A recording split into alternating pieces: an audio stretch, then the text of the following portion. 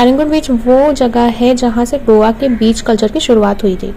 Immaculate conception church जो Panjim church के नाम से मशहूर है, इस सिटी का एक बहुत ही आइकॉनिक लैंडमार्क्स है। म्यूलर का मतलब पोर्चुगीज़ में मेरा घर या मेरी जन्नत होता है, और इस कैफ़े की कोजी और घर जैसी एम्बियंस इस नाम को बिल्कुल सही साबित करती है। यहाँ के विंटेज डेकोर इसे और भी खूबसूरत बनाते हैं। ये तमाम मॉन्यूमेंट्स मिलकर ओल्ड गोवा की आर्किटेक्चरल, कल्चरल और स्पिरिचुअल लेगेसी को रिफ्लेक्ट करते हैं, जो इसे इंडिया का एक बेहतरीन हिस्टोरिकल डेस्टिनेशन बनाते हैं। बागा बीच के पास लोकेटेड टीटोस लेन गोवा की नाइट लाइफ की सबसे मशहूर जगहों में से एक है।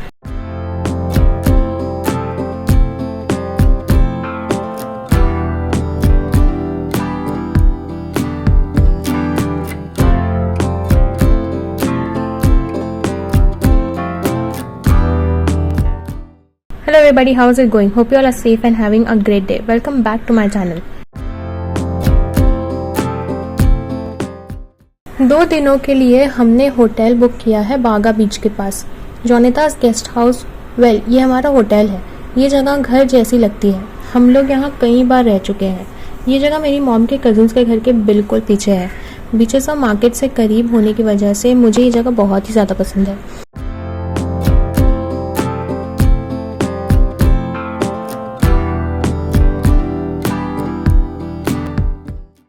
ये है हमारा बड़ा सा room with its own balcony. ये एसी रूम है और हमने इसके लिए 2000 रुपीज़ पे किए हैं पर नाइट।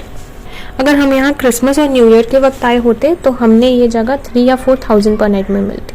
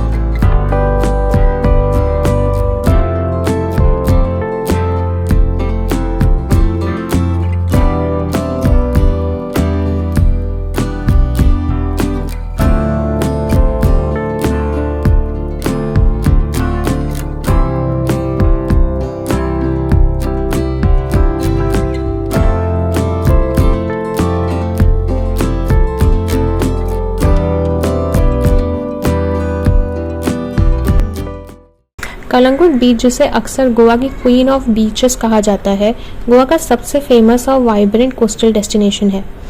नो डाउट ये बहुत ही ज़्यादा क्राउडेड और केओटिक है, लेकिन कैलिंगुट बीच के सामने बाकी बीचेस कुछ नहीं है। कैलिंगुट बीच वो जगह है जहाँ से गोवा के बीच कल्चर की शुरुआत हुई थी। यहाँ की golden sand, lively atmosphere, bustling markets, beach side shacks, water sports और एनर्जेटिक नाइट लाइफ लोगों को अपनी तरफ अट्रैक्ट करता है। गोवा की कोई भी ट्रिप कैलिंगुट बीच आए बिना कंप्लीट नहीं हो सकती।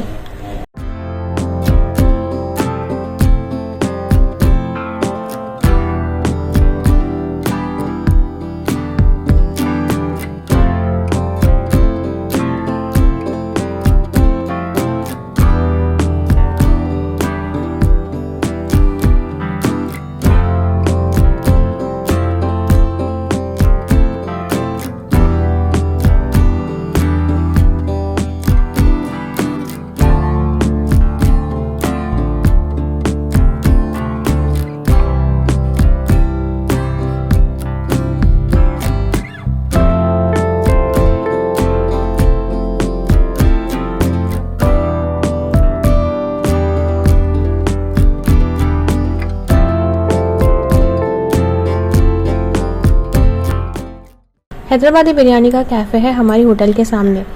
हमने हैदराबादी बिरयानी, प्रॉन मसाला, राइस और रोटी ऑर्डर करी थी और हमने साथ में एक शौरमा भी लिया था। खाना अच्छा था और रीज़नेबल प्राइस्ड।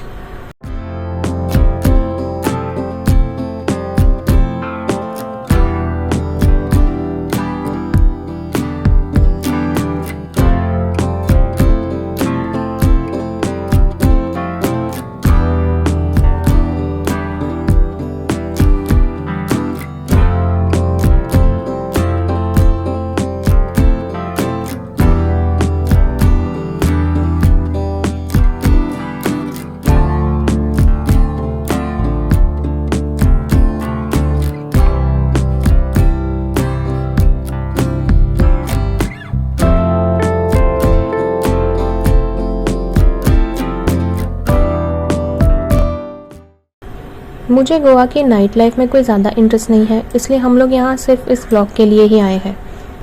हम लोग गोवा 2002 से लगातार आ रहे हैं। यही मेरी मॉम की नेटिव प्लेस है। आप लोगों को ये जानकर सरप्राइज़ होगा कि हम लोग टीटोज़ लेन पहली बार आ रहे हैं। बागा बीच के पास लोकेटेड टीटोज़ लेन गोवा की नाइट लाइफ की सबसे मशहूर जगहों में से एक है। ये हमारे होटल के काफ़ी करीब है। टीटोज़ लेन में हर तरफ famous clubs, bars, cafe, tattoo places और म्यूज़िक लाउंजेस है। सनसेट होते ही ये जगह ब्राइट लाइट्स, अपबीट म्यूज़िक और फन सीकिंग क्राउड्स के लिए भर जाती है। टीटोज़ और मगैम्बोज जैसे फेमस स्पॉट्स के साथ साथ यहाँ लाइव परफॉर्मेंसेस, डीजे नाइट्स और बीच साइड पार्टीज सब कुछ मिलता है।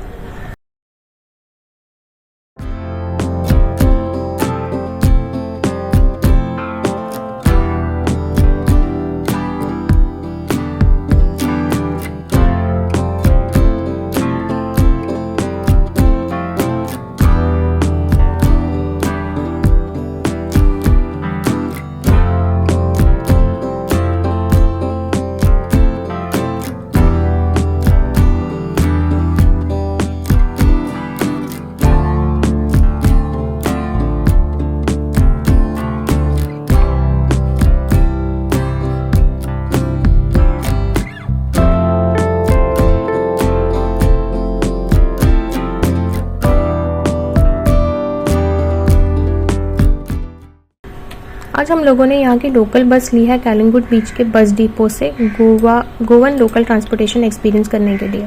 इसका किराया है 40 रुपीज़ पर पर्सन। हम ओल्ड गोवा जा रहे हैं, लेकिन यहाँ से ओल्ड गोवा तक जाने के लिए डायरेक्ट बसेस नहीं है। तो पहले हम लोग पैंजिम बस डिपो जाएंगे, फिर वहाँ से दूसरी बस लेकर old Goa.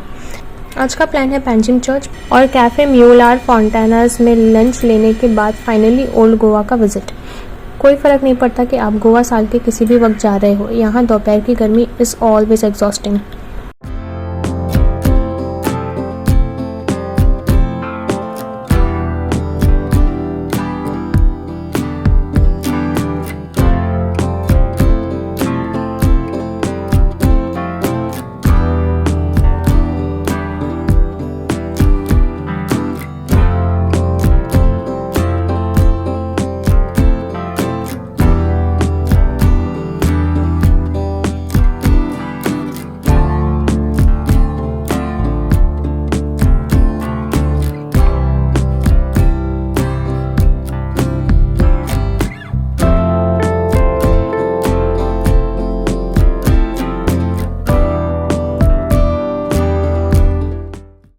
Immaculate conception church, जो पैंजिम चर्च के नाम से मशहूर है, इस सिटी का एक बहुत ही आइकॉनिक लैंडमार्क्स है।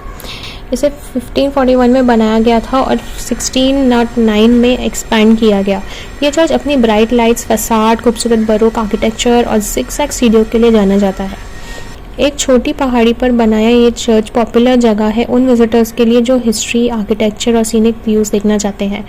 अब विजिटर्स को सिर्फ इस स्टेयरवे की फर्स्ट लैंडिंग तक ही जाना अलाउड है। पहले यहाँ ऐसा नहीं था और भी बहुत सारे रिस्ट्रिक्शंस लगा दिए गए हैं यहाँ, जो मेरे हिसाब से सही भी हैं।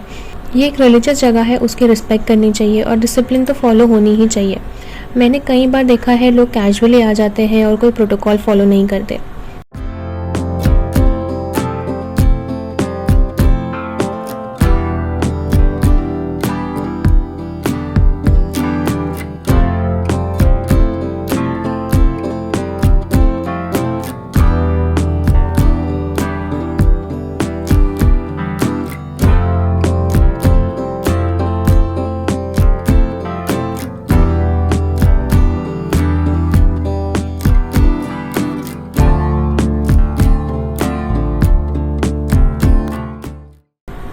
जैसा कि हमने वादा किया है, हम यहाँ आ गए हैं।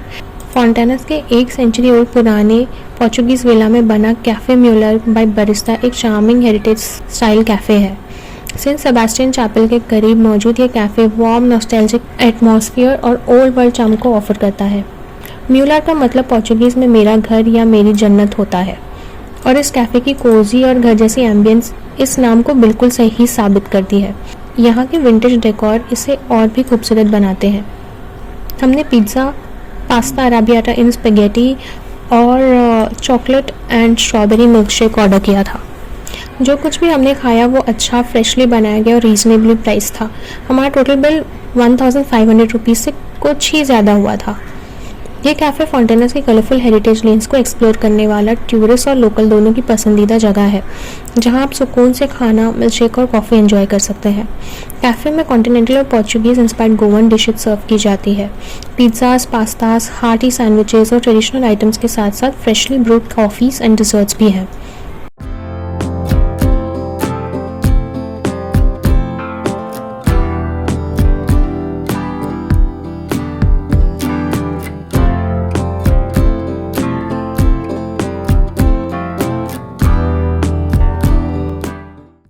और एक कैब राइड ने हमें कैफ़े म्यूलर से ओल्ड गोवा पहुंचाया। 700 रुपीज़ 15 किलोमीटर्स। गोवा में कैब्स और रिक्शा के चक्कर में बेटर है कि कोई गाड़ी रेंट पे ले ले या हायर कर ले फुल डे टूर के लिए। नो डाउट वो भी एक्सपेंसिव होगी, लेकिन वो लेस फ्रस्ट्रेटिंग और लेस टायरिंग तरीका है यहाँ साइट सीइंग के लिए। यहाँ के पब्लिक ट्रांसपोर्टेशन बहुत ही ज़्यादा टायरिंग, फ्रस्ट्रेटिंग और टाइम कंज्यूमिंग है।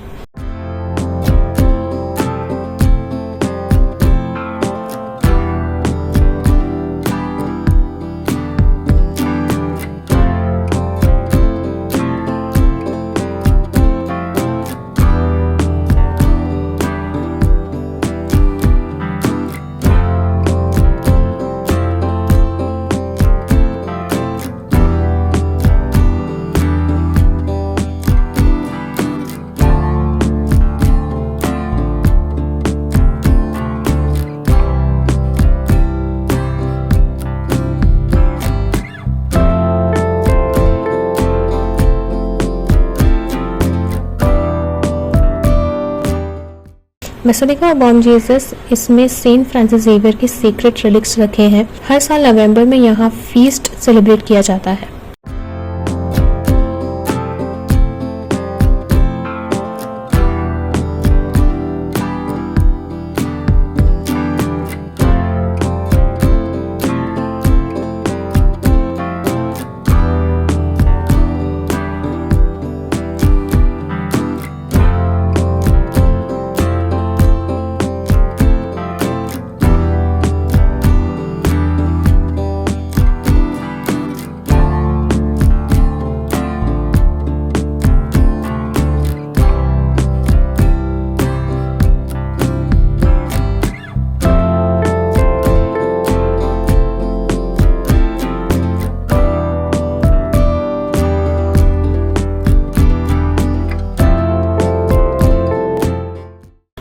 सा कैथेड्रल एशिया के सबसे लार्जेस्ट चर्चेस में से एक है।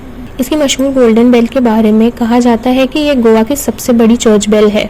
इस चर्च को 1510 में बनाने का फैसला किया गया था, जब पोर्चुगीज लोगों ने आदिलशाही डायनेस्टी को हराया था, गोवा पर कब्जा कर लिया था। इसका कंस्ट्रक्शन 1562 में शुरू हुआ और ये 1619 में बनकर तैयार हुआ। द कॉन्वेंट ऑफ सेंट कैजेटन, इसका डिज़ाइन रोम के सेंट पीटर्स बेसिलिका से इंस्पायर्ड है। इस जगह पर पहले आदिलशाही सुल्तानों का महल हुआ करता था। आज सिर्फ उसका दरवाज़ा ही बाकी है, बाकी पूरे स्ट्रक्चर को पोर्चुगीज़ ने डिमोलिश कर दिया था।